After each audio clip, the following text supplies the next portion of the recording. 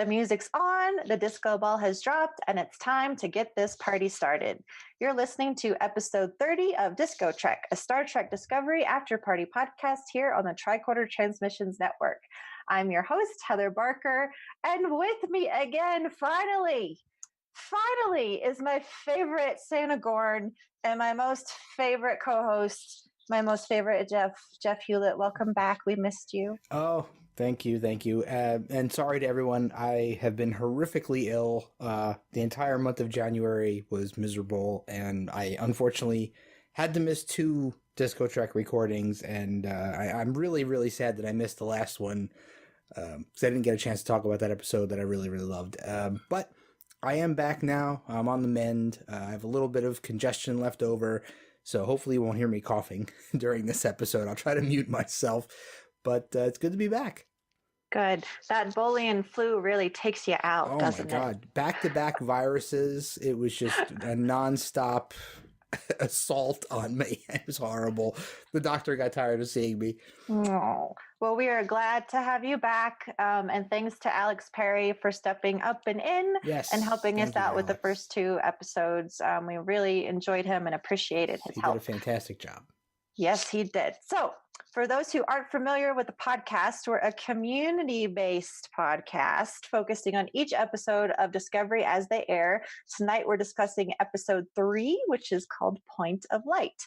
With us to talk about the episode are 2 members of the unofficial Star Trek Las Vegas convention group on Facebook, which is the exclusive gateway to gain admission onto the show.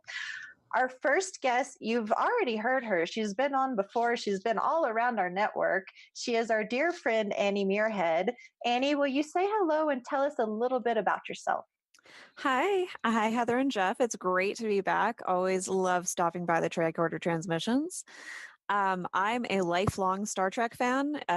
Watching Star Trek was a family event in my house through TNG, through DS9, through Voyager, and through season 1 of Enterprise.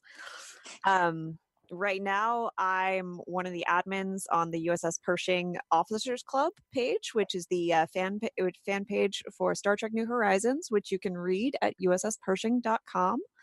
And starting in March, you'll also be able to hear me regularly on Trek Geeks Game Night, which I'm really excited about and just got permission to plug that tonight. Woohoo! That's super awesome. Yeah. I'm excited. I didn't know anything about that. So yay. Yay. Very, very cool. All right. Our next guest, I don't think I've gotten to meet her yet, but she's coming back to STLV next year, and I can't wait. She is Jessica Shaffalo. Tell us a little bit about yourself, Jessica. Yeah, absolutely. Thanks for having me. I'm also a lifelong Star Trek fan. Growing up, my mom was a big fan of the original series, and so it was a big deal every week to pile into her room, all of us kids, and we would watch Star Trek Voyager. And from there, I got into all of the other series as they either came out or rewinding to watch them, and really has evolved into quite an obsession that I didn't expect growing up. I don't do anything professionally with it, but I'm just avidly following it on social media. I do very amateur cosplay just for fun, going to different conventions when I can. And when I went to STLV 50 for the 50th anniversary of Star Trek in Las Vegas, I was blown away by how many other devoted fans there were. And that really kicked my involvement into the social media community into high gear, because I realized there are so many great people who, just like me, really want to keep watching them over and over and over and talking about them. I love it. And I really hope that we see you this August or July and August. It always overlaps. Yes. Please come find us if you're there. Yes. Do not make it again. Yes. Do not fear going solo. You are among friends and family. Yes. So you've already got those connections here. So I remember your post in the group. Yes. Yeah, I'll actually be there too. Sans my better half, because he's not going to make it back this year. So look out for me too. Oh no! All right. We'll have to just get together then, because I have to leave mine at home. So we'll just hit the town. I think so. Girls' night. Sorry, Jeff. Yeah, it's okay. I don't know. It's okay. He's like, I don't need to go to Chippendales. I get it. All right. Well, we're going to hop into our discussion about the episode in just a minute. But first, we have a little bit of housekeeping to do. As I mentioned before, DiscoTrek is community focused and evolved from our desire to give fans in our convention community a way to talk about Discovery. So, to get onto the show, make sure you're a member of the unofficial Star Trek Las Vegas convention group on Facebook. Once you join, you'll see a new post with a DiscoTrek image and information on the following week's recording time. Just comment on that post to be entered, and we use a random generator to pick the winners, usually on Saturday. And we've been recording on Sunday, but that may change. So just make sure to pay attention to the recording information. Once you've been on the podcast for a season, I guess, you can't come back for that same season. We had a rule that it was just once you were on, you can't come back. But I kind of made a decision. Sorry, Jeff, I didn't consult you. But I kind of made the decision that, yeah, it's okay. If you were on last season, you can come back on this season. So feel free. I mean, why not? If you want to talk about an episode, we're not going to say, no, you cannot. It's random. So whoever wins, wins. However, we also do post in the group with both a spoiler-free post and then a spoilery post so that you guys can talk about the episode as well. I won't promise that we will read comments because there is so much to talk about now that we don't have enough time to do it all, but that way you can still be part of the discussion in our group. Meanwhile, we have a way that we would love for you to help support our show. Jeff, do you want to tell everyone about our Patreon? Sure. So yes, we have a Patreon page. You can find it at patreon.com/the Tricorder Transmissions, or you can go to our website, thetricordertransmissions.com, and you'll see an orange Patreon link on the right-hand side. You can click on that. And if you become a patron, we have some rewards that are available immediately. We have a Patreon button that we will mail to you, and you will also get early access to early releases and unedited releases of a lot of our shows. So there are a good number of those coming out every single week. Everyone is getting to listen to those, and we're getting a lot of great feedback on those. And we are also working on some new tiered rewards we've been talking about in the network, and some of those will be coming out very, very soon. So keep an eye out for those. And we have one new patron this week, and forgive me ahead of time, I am totally going to butcher this name.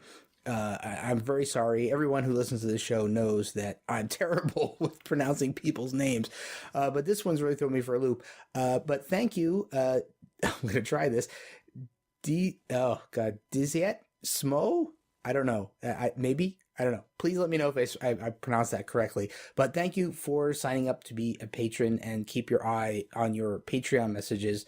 We're going to be sending you a button in the near future. So, and thank you to all of our existing patrons. Thank you for your continued support. We love all of you, and we're so, so grateful that you're all supporting the network. Yes, we are. We just had a Patreon hangout yesterday. Yes. Which we did specifically on Saturday afternoon so we could get our international patrons. Oh, I didn't even mention the Patreon Hangouts as a benefit. Sorry about that. Go ahead. It's okay. Yeah. I just like to mention it because that's something that we're doing that's open to every patron.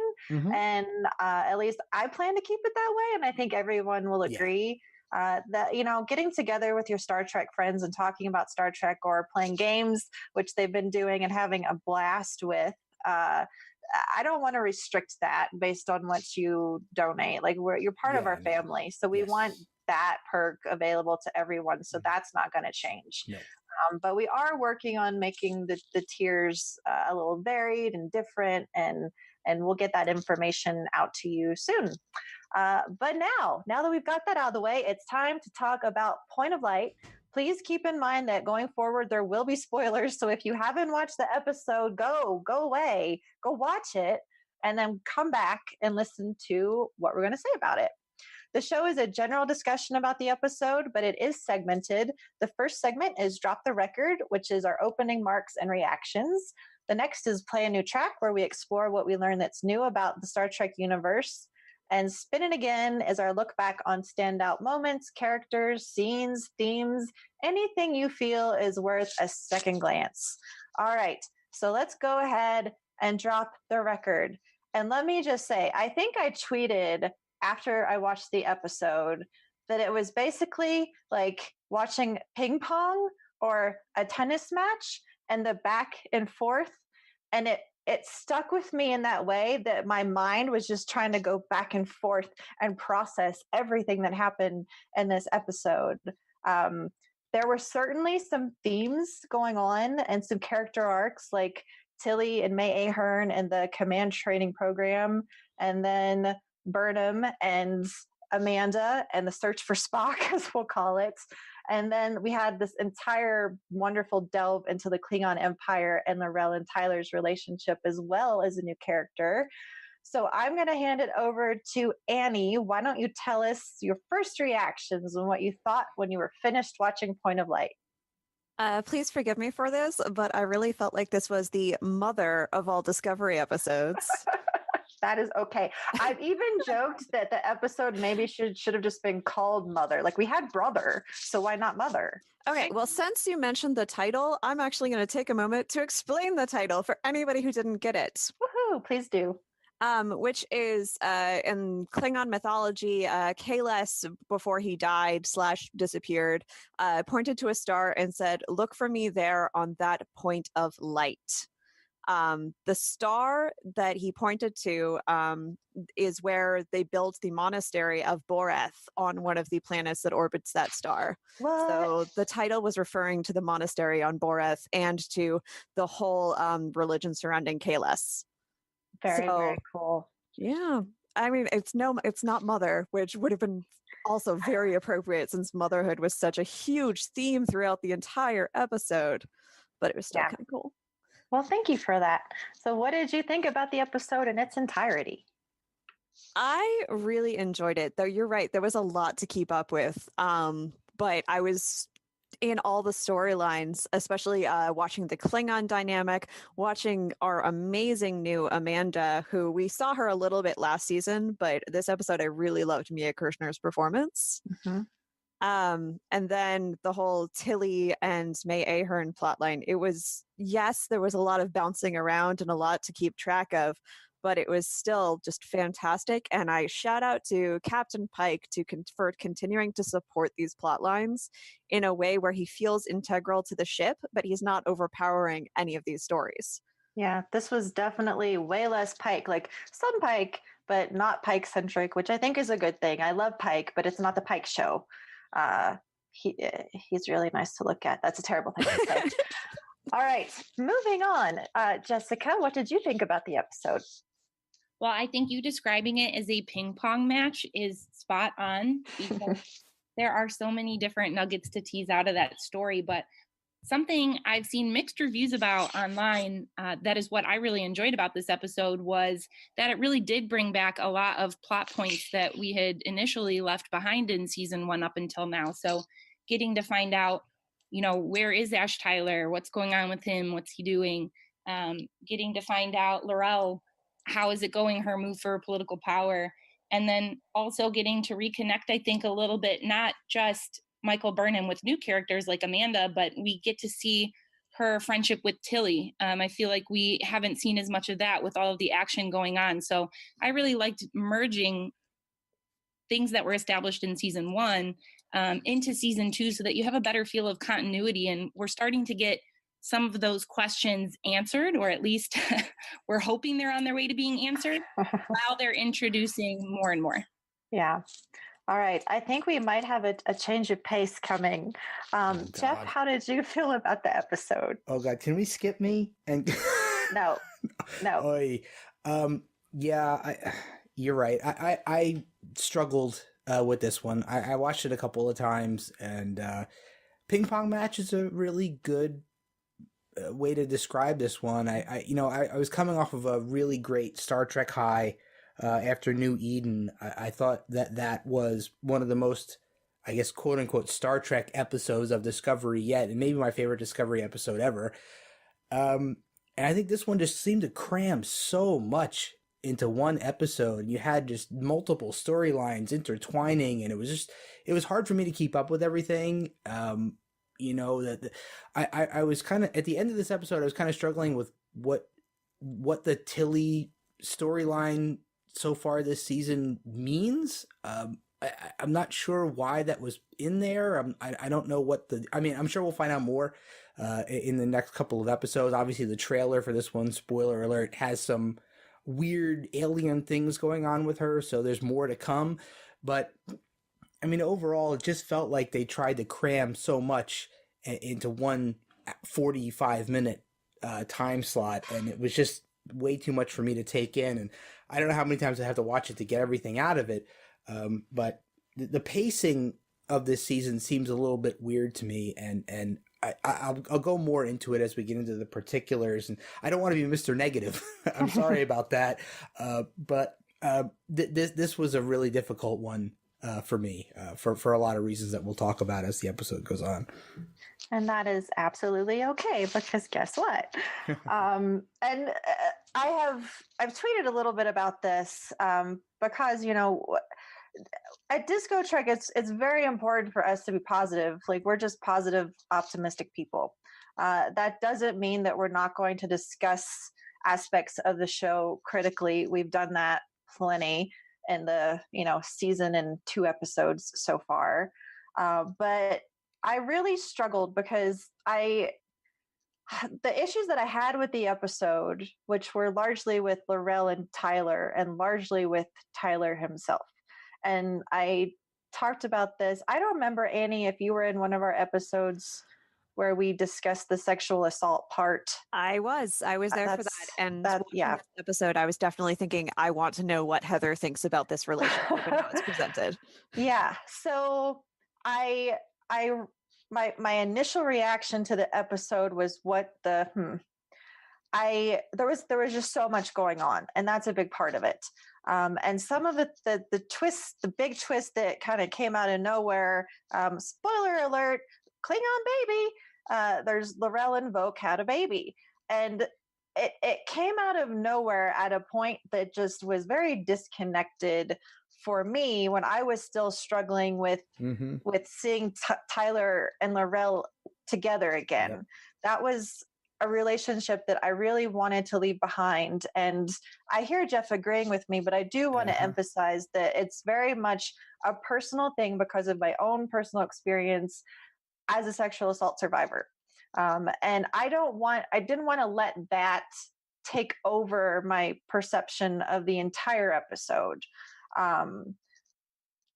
There were other things that didn't work for me. There were things that did, and I sat down and watched the episode a second time, and I made a list of what I like and what I don't like. And that list is sitting in front of me now, and it's pretty much even. So I don't think it's fair to say that I didn't enjoy the episode at all. I didn't hate the episode. It's not my favorite of the 3. And I have tried to process now for 3 days how I would approach it, because in my opinion, like, I don't want to listen to someone say what they don't like about an episode that I really liked for an hour and a half. And it's not to say that, constructive criticism is bad, or that, some negativity is bad, just that, who really wants to listen to something that's so disagreeable, if that makes sense. And oddly enough, what it took for me was a 3-hour roundtable on Queer Trek that had nothing to do with this episode. It's actually focused on Stamets and Culber, but getting to spend time with this lovely group of people just filled me with so much joy, and really invoked my empathy and compassion. And so after I did that, I sat down again with this episode, and I was able to kind of delve into the characters with a more compassionate perspective. And that's what I really love about podcasting, is that it challenges me to do this. I can't just say, I didn't like this episode. It was the worst episode of Star Trek Discovery. I don't ever want to watch it again. Like that. What's the point in that? it really pushed me to go in and look at the episode from different perspectives and find the things that I really enjoyed, because there's a lot here that both Annie and Jessica enjoyed and loved that we're going to talk about that I think are absolutely, I can only assume what some of your points are, because let's be frank, like this was a very women centric and women empowered episode. And so I'm assuming there might be some of that resonance with the two of you, but I'm really glad that we have a difference in perspectives, because I think that will lend to a great discussion. So Jeff, don't feel bad. And I'm not going to feel bad. I think that there's a lot to dive into here. And so I will say, for me, before we move forward into play a new track, I was left with some questions with Laurel and Tyler. But Jeff, you mentioned Tilly. So let's start with Tilly, because that was definitely a very big arc here. And so far in this season, have any of you read the book Way to the Stars yet? I have not. Annie? No, Jessica? I haven't. Okay. So I've read the book, so I have a little bit more perspective of Tilly. And again, the books are supposedly not canon, but I recommend the book to everyone, and I've said that in like every episode so far. But Tilly, it seems, is struggling a little bit. And like we met this May Ahern in the last episode, and we're like, what is this? Like, I think most of us assumed that she was some kind of hallucination. And I felt that she was probably connected to that spore, and it turned out to be a bit more, where it's the spore and the dark matter kind of working together. So I don't think that May Ahern is quite the same thing as Culber. And as we know now, like they pulled the fungus or entity out of Tilly altogether, and now it's a little alien presence in a force field that they're going to check out. But in really focusing on that story arc, we find that, I'm just going to call her May Ahern and not like the entity, but she thinks that Stamets is the captain. Stamets is the person that she's interacted with in the mycelial network. She can identify what he looks like. And then she says he's terrifying. So I'm just curious if you have any insight or thoughts about where we're going with this. Jessica, did you come to any conclusions? Do you have any ideas? Well, I think it's interesting that you noted that, because my initial reaction to her when she was first introduced was not that she had any kind of nefarious vibe. If anything, she helped Tilly. However, this episode, she came across much more aggressive. And so initially it was clear she had her own agenda. I'm wondering, how that's going to play out. But it really took on a note of desperation. Uh-huh. She seems to need something. She needs help. And she's really pleading with Tilly. And so when she calls Stamets terrifying, this is where I'm thinking of, the classic Trek approach of, when you meet a new species, sometimes you don't always understand each other. You don't understand each other's intentions.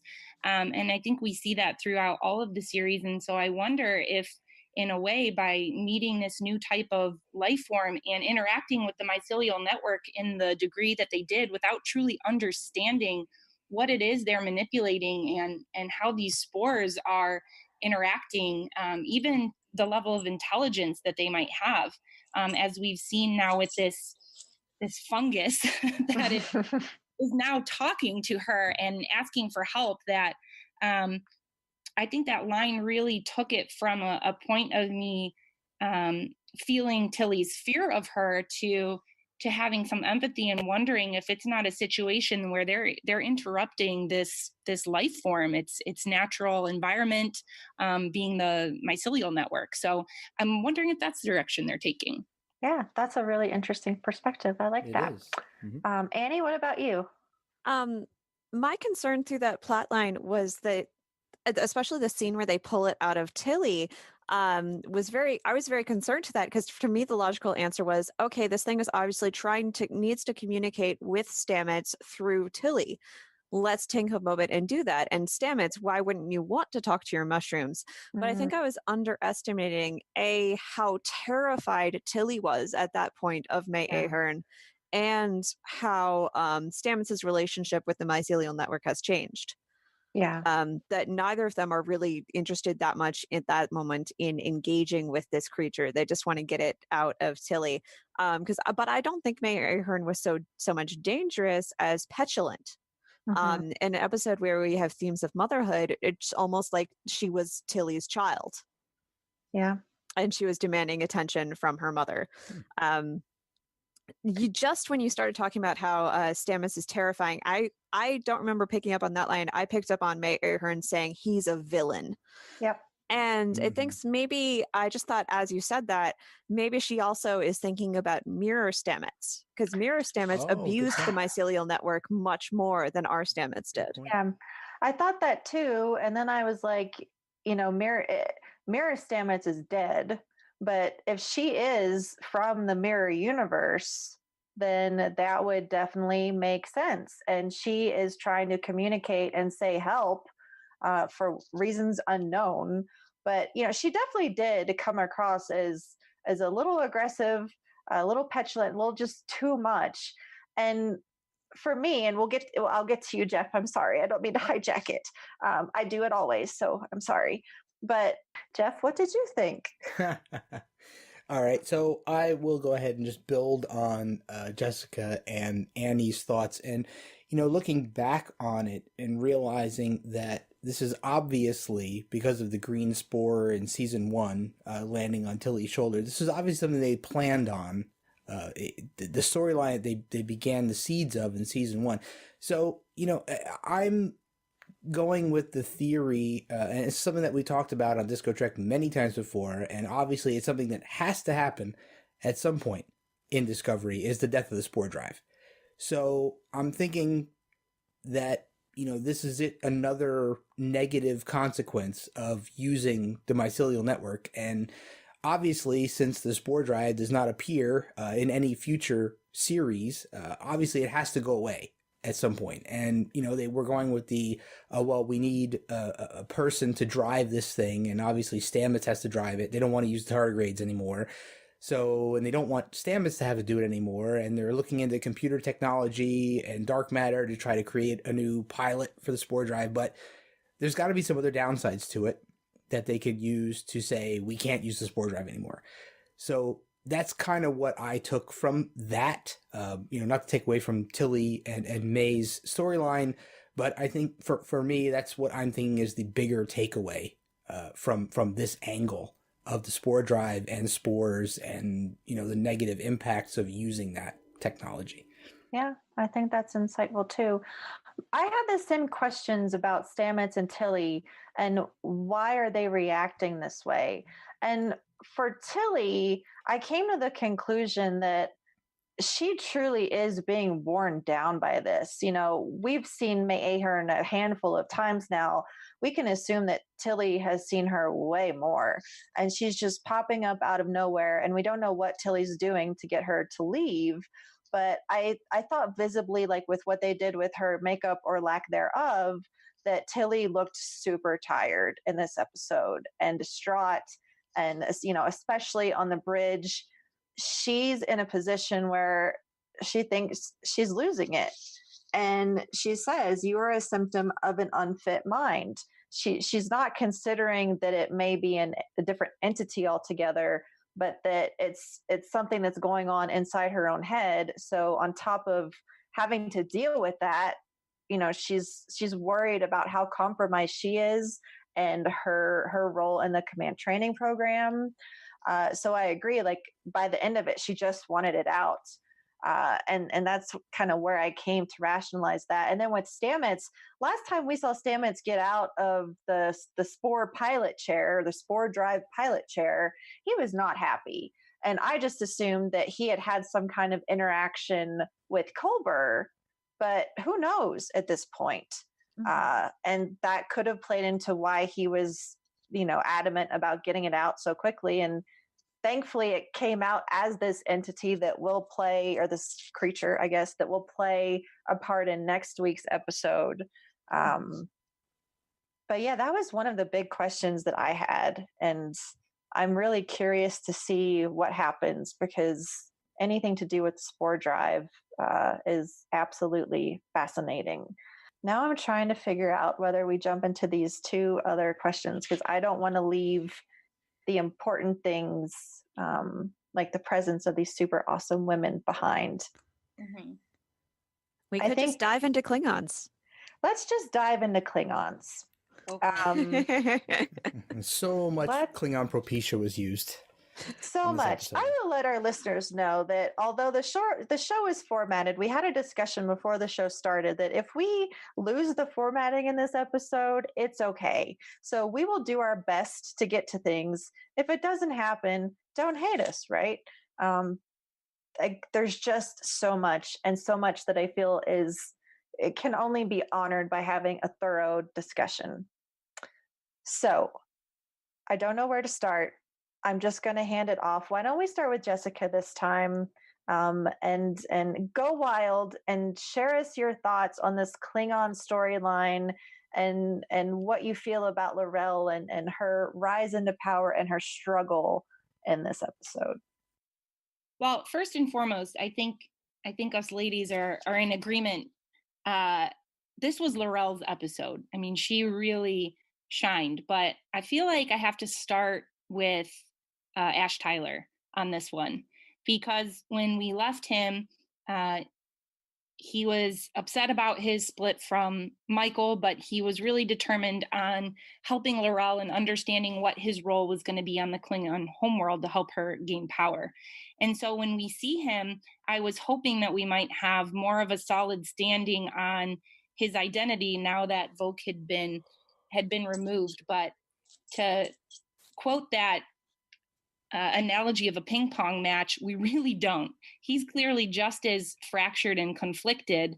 Initially, he wants to be seen as the torchbearer, as a Klingon whose body's changed to look human, but then he's rejecting L'Rell and the intimacy. He's saying it's like a violation, and he's calling Michael to warn the Federation. But then again, when he finds out about Voq and L'Rell's child, then he's telling L'Rell, let's start a new love story. And, the first time I looked at the baby, it's the first time both sides of me felt whole. And so I'm really thinking, okay, I don't know how to feel about you. I don't know how to trust you. And I don't know who I should be rooting for you to support. Is it L'Rell? Is it Michael? And I think he doesn't know.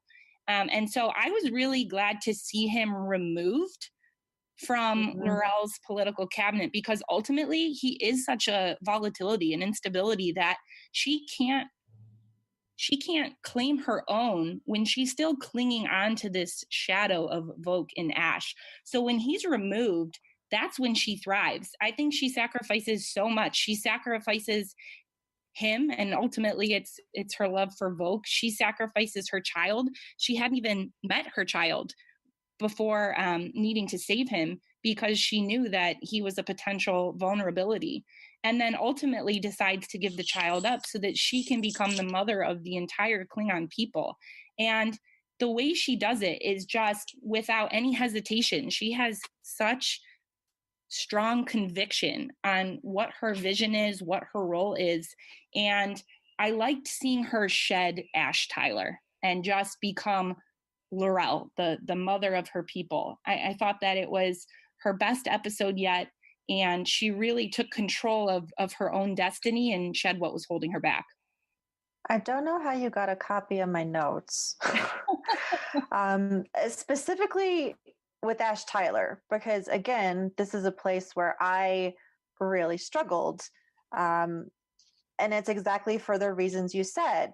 And the first time that I watched it, having had such an issue with the way the relationship was portrayed previously, and this very confusing mesh of memories where he was remembering things, it was being presented in a way that wasn't quite clear to the audience what was reality, what wasn't. That was all very, very hard for me. And so I was hoping that they would maybe keep the characters together, but leave the relationship behind. And so I was actually happy to hear Tyler tell Laurel that her intimacy felt like a violation. And she pulled away immediately, whether she was surprised, whether she was, acknowledging how he felt and then removing herself from that. That's up for interpretation. But I was happy in that moment. And yet a few minutes later, we get, here's a baby, and everything with Tyler changes. And so that was really hard for me to try and understand how you could go from your touch is a violation to let's start a new love story and save our son. And it really took this, third additional compassion filled look at the episode to reach the same conclusion that Ash Tyler doesn't even know who Ash Tyler is. Like, he says he is a Klingon and wants Laurel to treat him as such, but then says, he's Ash Tyler. He's human. He can't be Voq. And I think that the reason the baby changes everything, like he said, he felt whole, but I think it also was going to give him focus, and that he could put everything into now not being Voq, not being Ash Tyler, but maybe in being a father, where he should still just focus on figuring out who the heck he is because he doesn't know. I will leave that at that. I would like to hear Annie's perspective. I am 100% with you guys. Laurel is better with Ash Tyler out of the picture. He was a distraction from her regime. He was a liability. Yeah, that's good. Like you, I was really glad to hear him straight up say the intimacy to me, Tyler, feels like a violation. I thought I was like, great, we're finally going to acknowledge that. We're going to figure this relationship out. And then I was also very confused by baby. That was great. So Laurel taking power at the end. For one thing, I love that Emperor Giorgio is the one who shows up and has the come to Kalis moment with her of, you need to do this on your own. Mm-hmm. I love that it's one powerful woman, an evil powerful woman, but one evil powerful woman to another, saying, you can do this. This is how you're going to do this. And this is how you're going to make it work. So the whole taking on the role of mother of the Klingon people. So there's a whole history in Klingon society that we see in the future. There is no female chancellor besides Laurel that we know of, except for Azad Bor, who we see in Star Trek 6. What we were told later is that Azad Bor did such a terrible job that the council forbade women from sitting on the council and holding the position of chancellor after that point. As we see in Deep Space Nine, in You Are Cordially Invited, male and female Klingons have very separate spheres in society. Women control the household, whereas men go off and make war, and each is powerful in their own right. So, by becoming mother of the Klingon people and really making the entire Klingon Empire her household is the best possible way for Laurel to take power and get these men in order and follow what she's going to lead, where she's going to lead. And it's fantastic, and I love it. Can I play devil's advocate in a way? And it's not so much that it's devil's advocate. It's that I struggle. And Jeff, I'm going to add you to the conversation, I promise. I promise. I struggle with the fact that, Cole Shaw in the episode says that Laurel is the Federation's puppet. And I don't necessarily feel that she's a puppet, but I have a hard time seeing where Laurel is acting of her own agency versus what the Federation or now Section 31 is telling her to do. Like, I don't quite see where she really made the choice to give these things up. It felt like she was forced to give them up. And part of that could be societal. She decided not to carry the baby. So I think that was probably, her choice. And I think that choice was driven A, by her love of Voq, but B, by the mission to use Tyler as, a Manchurian candidate. But at the end of this, I really struggled with when we last saw her in season 1, she was being handed this bomb and handed a way to basically hold the empire hostage in a sense. We didn't see what happened with that for her, but we assume now she is chancellor. She's still struggling with these dynamics that you've pointed out, because this is really not a place for women. So I think that it's important that we do see her ascend to this. But I just really struggle with where the agency is. And for me, I honestly, I don't really, again, I don't need to see her with Tyler, but I kind of wish that instead of putting Tyler and the baby aside, she had challenged everything and said, at least with the baby, like, I'm going to raise my son or something. I love the speed, like her coming into that. I loved the power that was there and everything that she put into it. I'm just really struggling to find where her own agency is versus what other people are asking her to do. I completely see your point. I think part of the trouble with that is the same trouble we ran into discussing the Tilly plotline, is there just wasn't enough time in this episode to explore the depth of what is going on. Yeah. I think I chose to ascribe more agency to her decisions than was depicted on the screen, because I hope that is right. But I think historians in the Klingon Empire will probably ascribe more to her, describe her more in the way you just did, as a puppet of Starfleet. And unfortunately, I think in the future she will probably be held up alongside Azitbor as an example of why we can't have women in leadership. Regardless of what agency she actually possessed and regardless of what she actually does as chancellor. Yeah. I also think you have to keep in mind it's an issue women struggle with today, right? There's this myth that we can have it all. You can have the job, you can juggle the family, this and that. And I think that there was no perfect way for her to reconcile all these things in her life, that she could have her lover, she could have her child, she could take control of the Klingon Empire and stand up for herself, and it would go really well. I think that she did have to make tough choices, and I think that again speaks to her strength, because I don't think there is a way she could have claimed all of them and had it go her way. Yeah. Jeff, what do you think about this whole situation? Well, I'm not going to elaborate anymore on Laurel. You guys have done quite a good job of illustrating everything. But what I will say is one of the things that I walked away from this episode with, and one of the things that I was very, I guess upset is probably not the best word, but I can't come up with a better one right now. I felt really, really bad for Voq/Ash Tyler after this episode. The guy was stripped of his identity. He uses a tool throughout season 1 and now in season 2. No matter how loyal he was, no matter what he did to try to reassimilate into Klingon life, he's still cast out. His own people don't want him.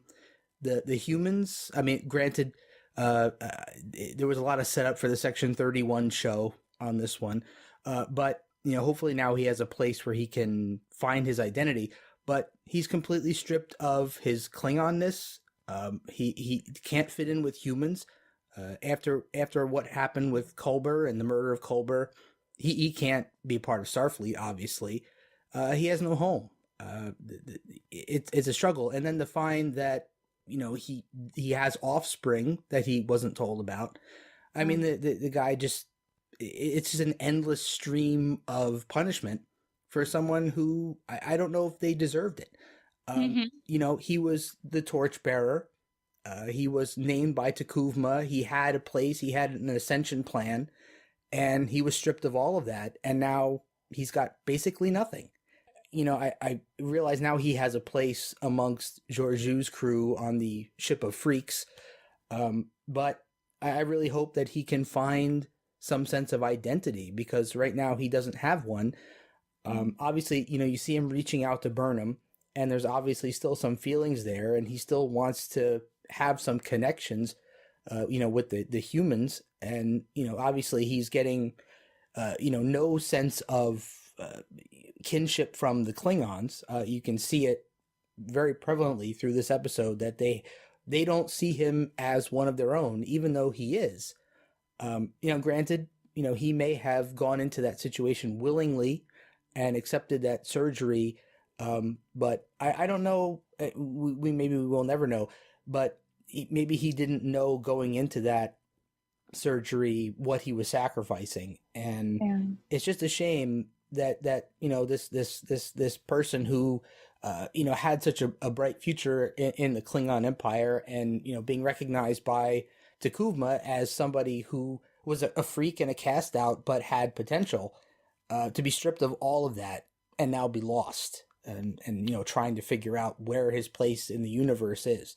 Man, and it sucks. I know I said it before, but like I felt that he really loved that baby. Like, and it was a strange thing to witness, and it really took me that third rewatch and that extra compassion to really see it and try to understand it. But like I said, I think that he had sort of thought like maybe this is his identity, is to be this father and husband, maybe, who knows, but most certainly a father.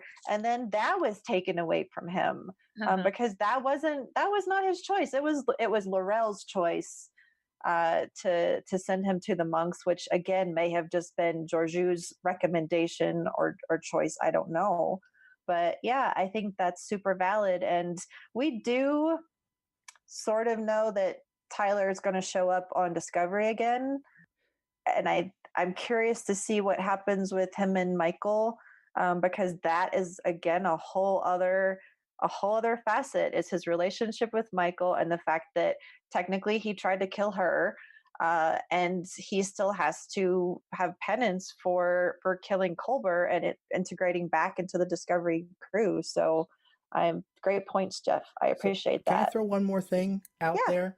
And this is completely fan theory. I don't know why they couldn't reverse the surgery. Annie, did you have any final thoughts on Laurel and Tyler that you want to follow up? No, not really. Just in this terms of surgery, even if they could, I'm not sure Ash Tyler would go for it.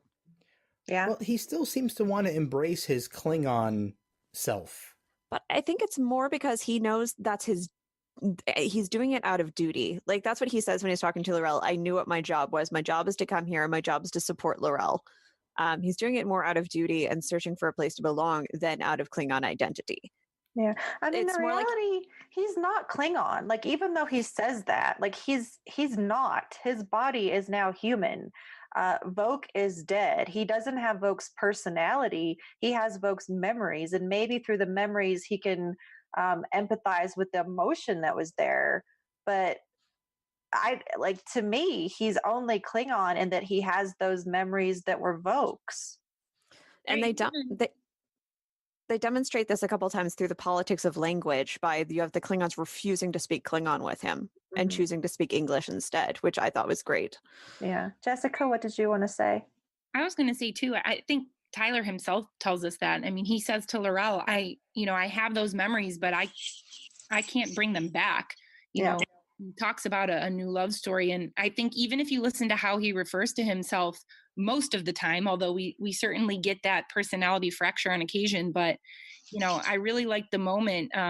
Again, it gave me a lot of empathy for what is a situation that normally we're uncomfortable with. But Laurel says when she's talking about Voke, our love was greater than that of Kalis and Lucara. And Tyler says, Voke thought so too.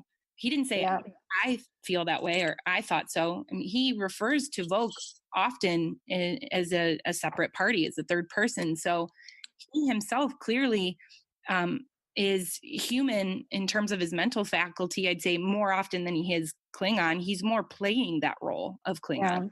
Yeah. I mean, he is Tyler, and given that personality was implanted like that is what he is known. So again, like, that was where at first I really struggled to understand like how his own perception of Laurel's intimacy with him was violation. How can you go from that and do this complete like 180 to let's start a love story? It was hard for me, and I really struggled, but I do think that, what we've said here and his own internal struggle, and then finding out about this child, and, you can argue whether biologically it was his, he's still a transformed Klingon. So, in that sense, like, yes, it would have been biologically his, I think, but that whole personality thing doesn't quite line up. Um, I'm glad that the baby went somewhere. uh, Maybe we'll see the baby again in Star Trek. I don't know. I don't think we need to go off on a huge tangent about whether or not he's the albino. But it's Please go, no. go have fun on the internet with that one. Everybody's talking about if or isn't, and who the heck knows. But I do know, I'm going to wrap it up just with this quickly because I'm curious. The baby head. So a lot of people really struggled with it because it was a severed baby head. Other people thought it was ridiculously funny because it was dumb. I struggled with it because I'm not a mother. I don't have any human children, just fur children. And I have to, I don't know, commend Laurel. I think that her detachment from the child overall and her commitment to uniting the Empire helped her deal with, like, and I know it was the fake, like, it's not the real baby, but I tried to imagine holding the severed head of what is supposed to be my child and how you would do that. I don't know. Did it strike you guys in any way? Did you have an issue with it? Jessica, we'll start with you. Well, I think you have to understand it's a different culture. And so I think in Klingon culture is a lot more brutal. But I also think ultimately she's going for shock and awe, right? That's her big moment. That's her moment to capture the people.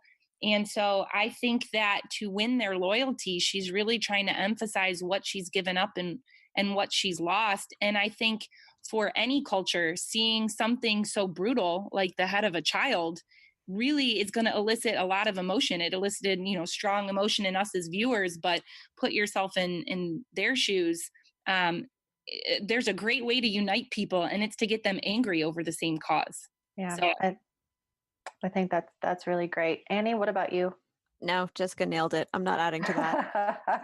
I think that it also helped a little bit to play into Laurel's struggle and sacrifice, and that regardless, like we did see, especially once she had the baby and was holding the baby, that she did have feelings towards it.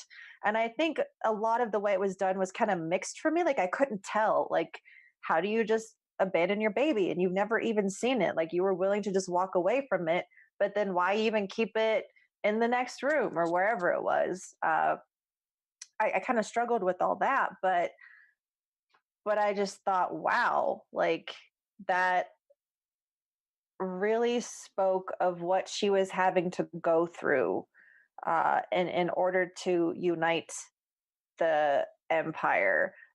Jeff, do you have any input about severed Klingon baby heads?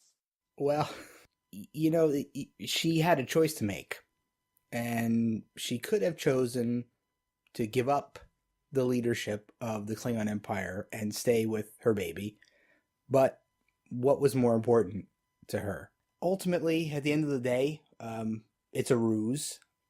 She perpetrated a ruse on the rest of the Klingon houses, and portrayed that the baby was dead when it really isn't, and Ash Tyler's dead, but he really isn't.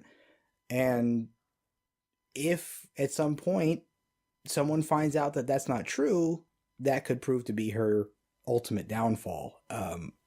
It's a risky choice, and I probably would have rather see her choose to give up that power and stay with her baby.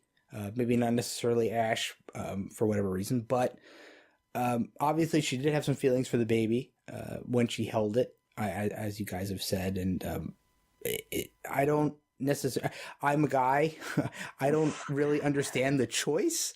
I can't speak to that, but it was kind of a mystifying thing to me that she would choose to, retain this leadership the leadership over the Klingon houses over her own offspring. And I'm sure it's going to come back to bite her at some point because it can't go unknown forever that the child's still alive and that Ash is still alive. Yeah. Well, I will say that the entire scene where all of this happened was phenomenally acted.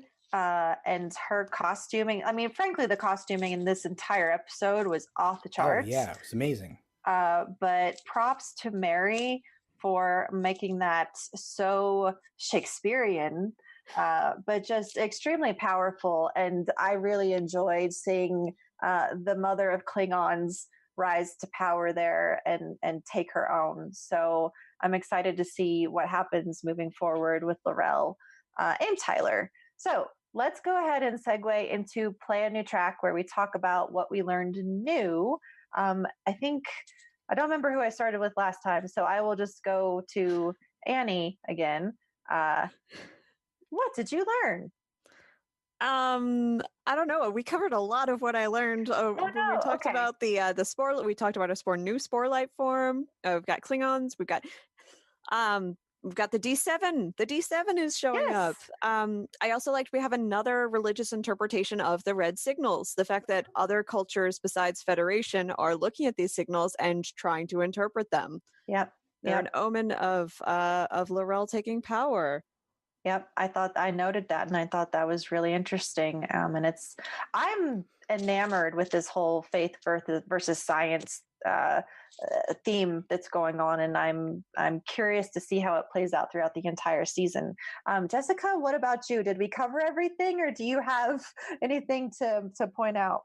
I have to say, we got to see a great external and internal view of a Section 31 ship I was pretty excited to get to see that. I think it was mentioned in one of your earlier podcasts how we're seeing a lot more of those classic external views of the ships before we go into an internal scene. And I'm really looking forward to getting to see more of that Section 31 ship, either in Disco or in a spinoff. So that stuck out for me in terms of what's new. That was sleek and sexy. I really liked that ship. I would drive a ship. Jeff, is there anything we didn't mention that you had on your list? Oy. Oh no. Yes. Well, and this is something that's built up because I wasn't on the last two episodes, and I apologize, for sounding overly negative. But anybody who has listened to the tricorder transmissions before knows how much impact the Spock character has had on my life. And how much it has, driven me to be, at least in some respect, the person that I am today. And I am just beside myself with the way that they're treating the Spock character so far in these 3 episodes. And, this one, we had some revelations. Now he supposedly murdered some doctors. Obviously, that's going to change. Obviously, he didn't do that. But I feel like there's just so much drama around the Spock character in this season so far, and it's kind of bothering me as a fan of Spock and as someone who loves that character and has taken so much from that character. I don't know. I feel like things could have been done differently. I don't know why they needed to create so much drama between Burnham and Spock. I get it. I get what they're doing, but it just feels like there's so much negativity being heaped on Spock right now that, of course, will be undone at some point because obviously we've seen TOS in the movies, so obviously Spock is redeemed. But I don't know. I just don't see the need for this to be, Spock is a horrible person or a horrible Vulcan, and he's mentally ill and he's having issues and needs to be saved, and just. It seems like a really weird direction to go with that character for me. And I think that's what really has kind of been the thorn in my side in these few episodes that we've seen so far, and obviously it will change in the future, but I just wish they would treat the character differently. I think that's so interesting because I don't see it that way at all. But Annie, go ahead. Yeah, no, I don't see it that way at all either. I have not felt Spock's a horrible person. I haven't felt Spock's mentally ill. Part of that I think is a lot is I'm waiting to give Spock the chance to tell us himself. I'm waiting Yeah. for Spock to give Spock the chance to tell us himself. And at the same time, there always has been a little bit of negativity around Spock when it comes to his family. And right now, we're only seeing him through the lens of his family. We're seeing him through whatever Michael Burnham did to him, the Amanda's guilt over not showing him love, Sarek's not communicating with him. We're seeing him through that lens. And I think once Spock has a chance to speak for himself, it will become less dire, slightly less dark surrounding him. Yeah. Go ahead. I think it actually gives me a lot more depth for Spock's character and a lot more appreciation for where he ends up in terms of how we see him in the original series. Because, yeah, I see him rather than being vilified. I see him almost as a victim. As it was mentioned, Amanda talking about how she was really not a great mom. She was not emotionally involved with him, and how Sarek is as a parent. And I feel like Michael Burnham is definitely taking the brunt without even having admitted yet what she did to push him away. Yeah. She's already seen the consequences in her relationship with Amanda as well as with Spock. And I think, if anything, it is really deepening his character to realize that he came through such adversity and conflict within his own family unit around what it meant to be Spock from a human or a Vulcan standpoint, that for him to come out as well balanced as we see him in the original series, it really must have just helped him develop such strength of character, because clearly he is a strong positive figure throughout the Star Trek franchise. And so I think this conflict isn't taking away from that as much as really giving him the credit that he's due for having ended up there. Well, I can see the points, and they're good points. I feel like, we've gotten a lot of insight into Spock's early life and childhood through the movies and obviously the Kelvin movies. I feel like there's not a lot of reason in my own mind to go back and retcon so much of it. I know they need to get Michael Burnham into that mix. I know she's the adopted sister, and they have to figure out a way to work her into the family life and the overall timeline. But I don't know. I feel like, and obviously I knew going into season 2 that they were going to be teasing us with Spock for a while. I just didn't think that it was going to be this way. I didn't realize that it was going to be, we're hearing all of this stuff going on with Spock, and we're not going to see him until, I don't know, maybe the season middle cliffhanger. But I'm, as somebody whose life has been shaped by the Spock character, I just feel like this is not the retcon that I would have liked. Granted, other people may like this, but I'm just struggling with it. I realize, you guys all make great points about it, and there's more to it than my own perspective, but I'm just having a hard time with it.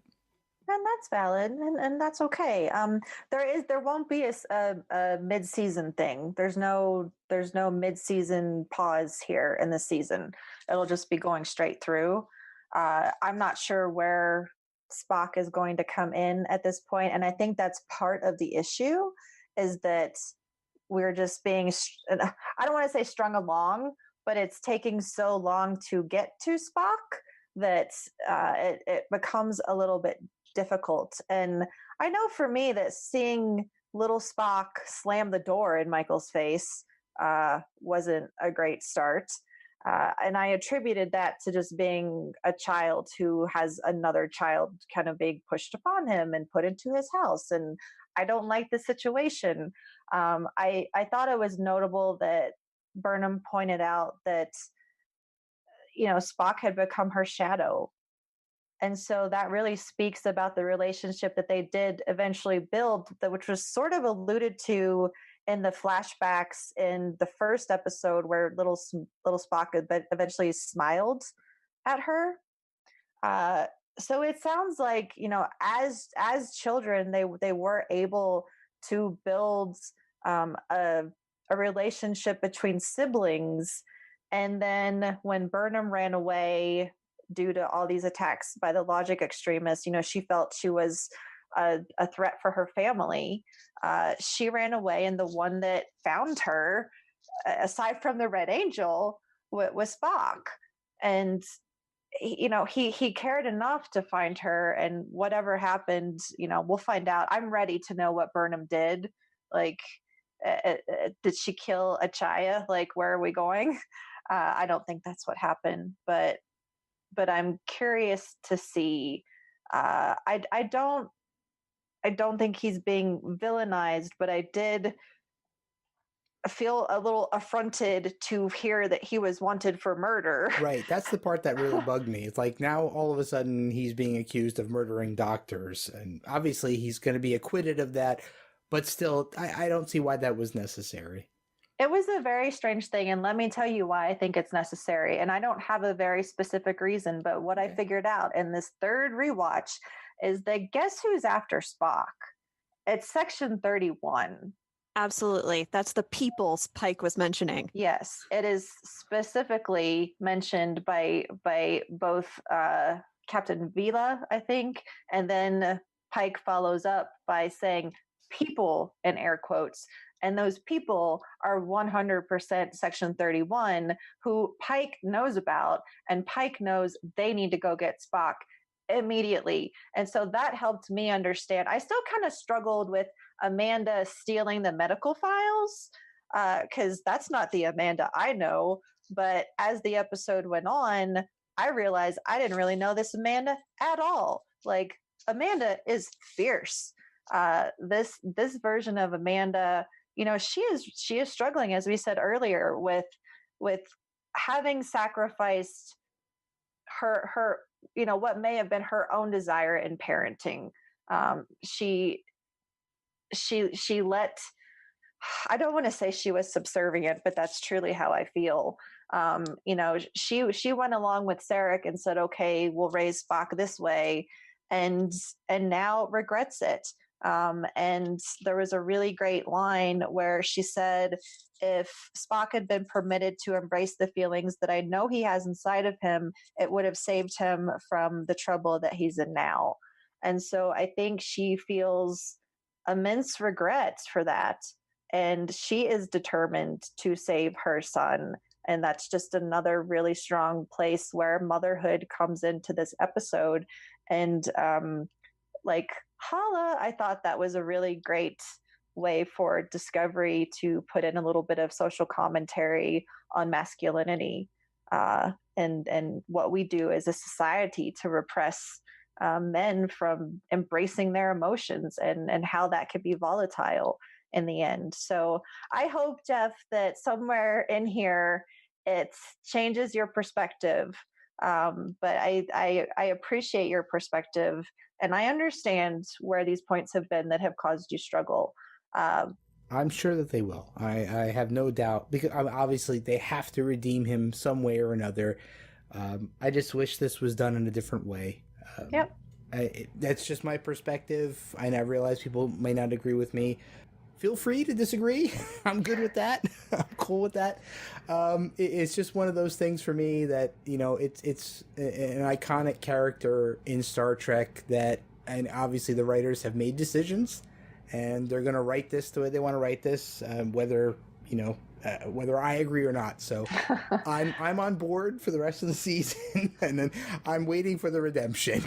You're not going to go online and say, this isn't Star Trek. No, I don't do that. I keep my opinions to myself, except for being on the podcast. Well, but again, all perspectives are valid.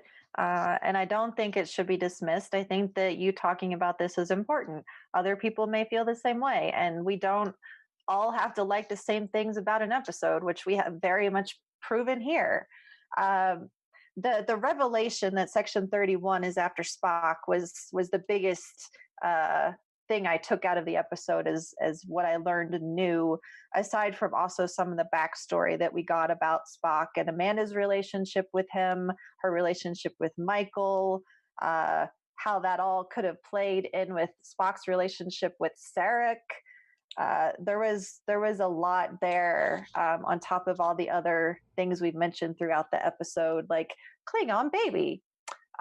So let's go ahead and move into Spin It Again, where we focus on, giving a little extra attention to the stuff that we thought was super awesome in this episode. So Jessica, why don't you start us off for this one? Okay. Well, this would be a really long list, but I think I've narrowed it down to my favorite highlights. I do like the insight into Amanda and Michael's relationship. And as you said, this is a little bit different Amanda. And I like a little sass in my Amanda, I'm finding out, because when she's talking to Pike about whether or not he's going to open the files and Michael is advocating for that, he asks her, was she, meaning Michael, this bossy as a kid? And Amanda says, on Vulcan, we call it persistent. And yes, she was. She learned that from me. And I really liked that line. It was, just one of those small humor bits that they put in, but I really enjoyed it. However, another scene that stood out to me is when Amanda and Michael part. Amanda gives her, a very brisk hug and kiss on the cheek, and basically is going off to figure out the mystery on her own. And I really took that to be sort of a very final sort of farewell kiss. And so I'm wondering if this is where Amanda and Michael's relationship breaks under the strain of Amanda's guilt for her role in Spock's upbringing. If Michael's admission that she did something so terrible to him is going to be what really tears the few relationships that in this family that are hanging on, if it's really what shreds it. Another thing that stood out to me as really important is when Tilly finally breaks down and she's admitting her, quote unquote hallucination of May. I like that when she opened up to Michael, because I feel like we've lost their friendship a little bit in this storyline, because each of those characters have been so involved in different threads, different relationships, that I like at the end of the day, she came back to what we've established is this very tight bond, and really Michael's first bond when she gets onto the story.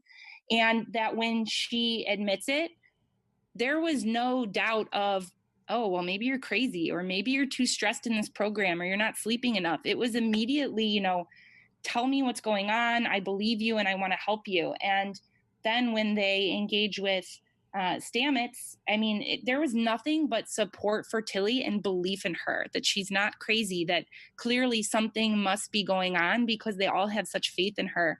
And I think particularly when we talk about mental health, it can be very scary to admit when something's going on and you're so concerned about how people are going to react and how it's going to impact your life, that having them rally around her and show nothing but empathy and belief in her was really poignant for me.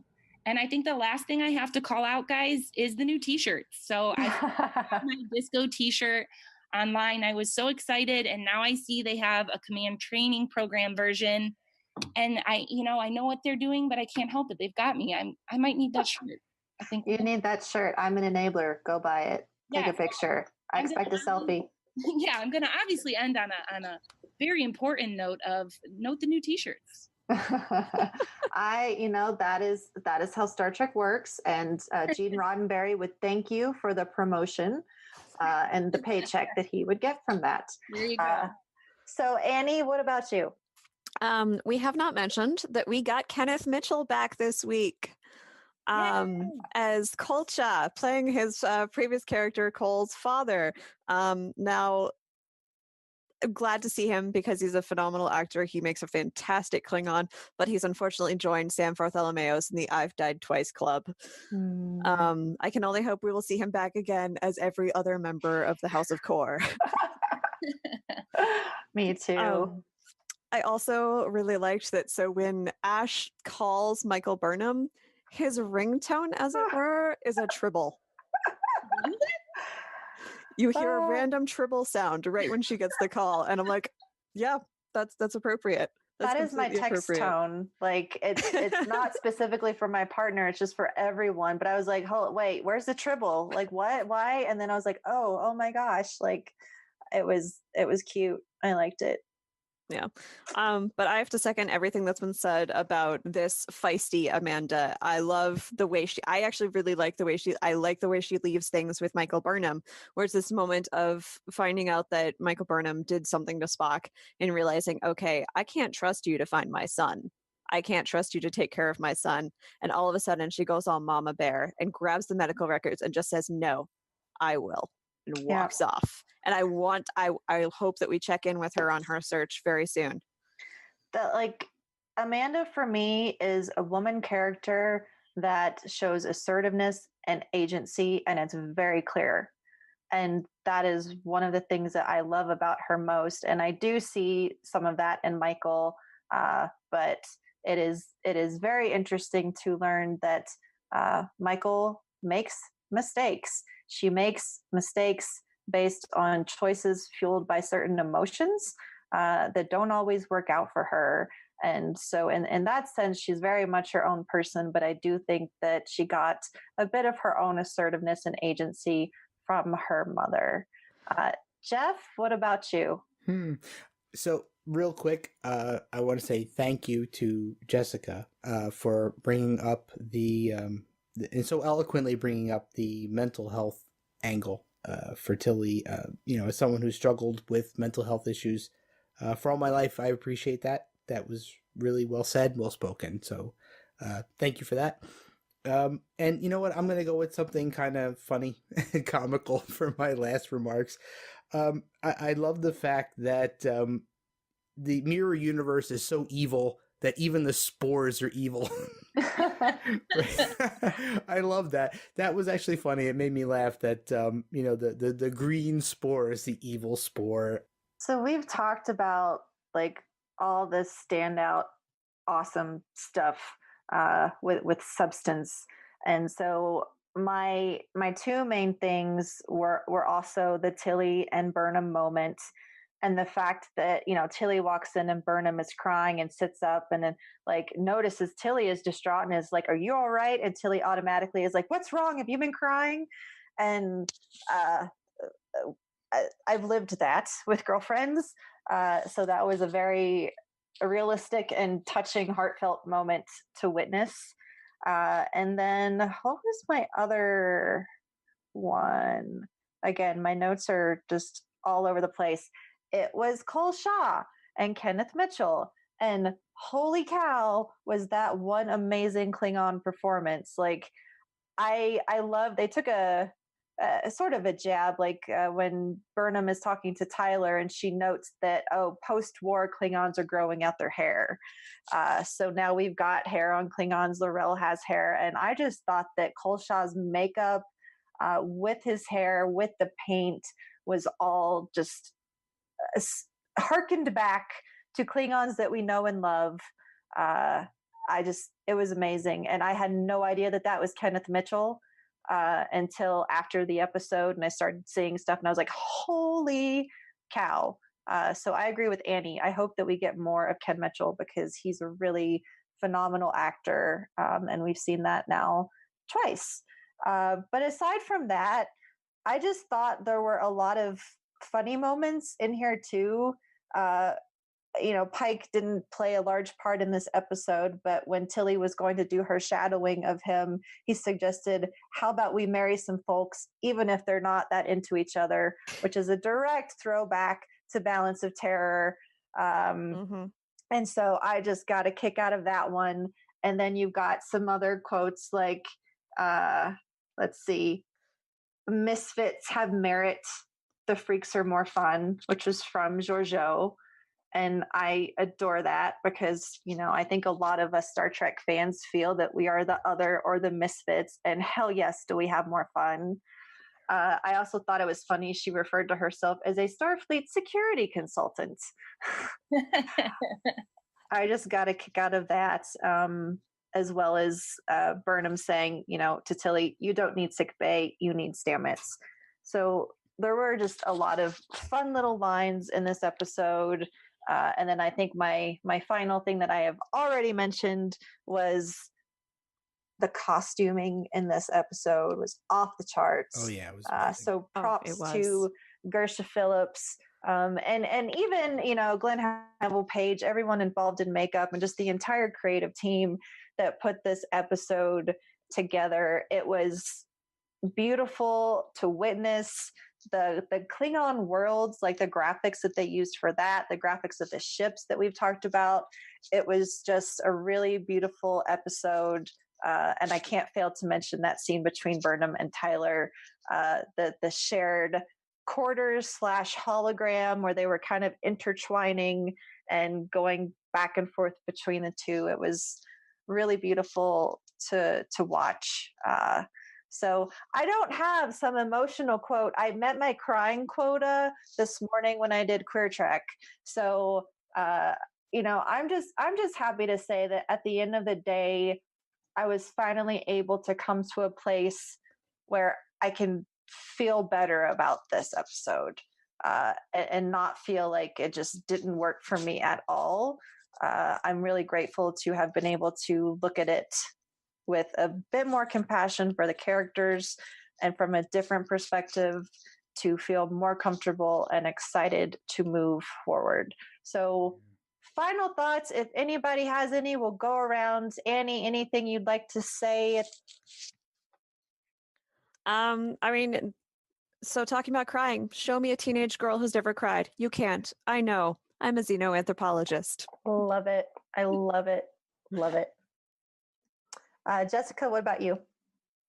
You know what? Just saying that I like that they're doing things a little differently now here in season 2, and they're definitely polishing Disco up. But I'm glad that they didn't completely abandon, a lot of things that we've gotten attached to, or questions that we had in season 1. So it may, for some people, have been a rocky first start to try and merge the two together. But I'm really looking forward to seeing how they continue to bring everything full circle. And I'm really looking forward to seeing Spock. Yeah, Jeff, what are you about? What are you about? What is what that? am I about? What am you I about? Who knows? What am I about? You know what? Since I haven't been on the last 2 episodes, I haven't been able to do any commentary on season 2 so far. So I want to just say a quick shout out to Anson Mount. He's done a great job as Captain Pike. I was very trepidatious with that character being introduced. We've seen him briefly in TOS, and we've seen the JJ universe version of Captain Pike, but I think Anson Mount has done a fantastic job with that character. The writers done a great job with that character. I'm really happy with the way Captain Pike has been portrayed in Discovery. It's refreshing, and I'm overjoyed at what great job Anson Mount has done and the writers have done with that character. All right. Well, I think that wraps up. Oh, did that? I hope that didn't sound dismissive or anything. No, not at all. Like the final. I totally agree. I'm glad you have jumped on the Pike bandwagon, and I will just assume that you also have a crush on him. So, of course, we all. Well, am I the only one who thinks he looks like Vic from Star Trek Continues? Mignogna, yeah, he kind of does. Oh yeah, a little bit. I can see that.